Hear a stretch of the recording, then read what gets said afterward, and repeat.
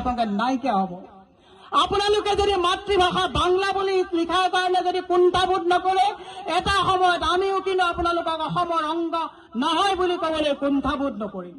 যি মাটিৰ বায়ু পানী সেৱন কৰি আপোনালোক আমাৰ লগত আছে, আমি বিশ্বাস ৰাখিছো কোনো পধ্যেই বাংলাদেশী হিন্দু আনি তেওঁলোকে অসমীয়া মাতৃভাষা হত্যা কৰাৰ যি ষড়যন্ত্ৰ কৰিছে, তাত ইয়াত জড়িত ইয়াত উপস্থিত থকা প্ৰত্যেকজন মুছলমানে প্ৰত্যুত্তৰ দিব যে আমাৰ ভাষা অসমীয়া, আমি জাতি অসমীয়া, আমাৰ সংস্কৃতি অসমীয়া, আমি ভাৰত মাতাৰ কথা পিছত কম। অসম আমাৰ প্ৰথম মাতৃভূমি।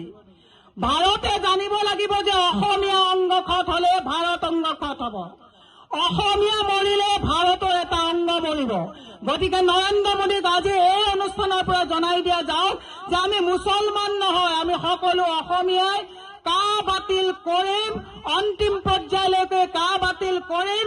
কোনো হিন্দু বা মুছলমান হিচাপে কা বাতি আন্দোলনত আমি নাযাওঁ। আমি সকলো অসমীয়া হিচাপে একত্ৰিত হৈ কা বাতিলৰ আন্দোলন আমি শেষ দিনালৈকে চলাই যাম। সেই সংকল্প আপোনালোকে লওক। আৰু প্ৰত্যেকজন উদীয়মান ছাত্ৰ ছাত্ৰীক কৈছো, আপোনালোকে ভাল ডক্তৰ, ভাল ইঞ্জিনিয়াৰ হোৱাৰ কথা যিটো সপোন দেখে, কিয় আপোনালোকে ভাল ৰাজনীতিবিদ হোৱাৰ কথা চিন্তা নকৰে? 126টা বিধানসভা সমষ্টিত আমি ইমান বছৰে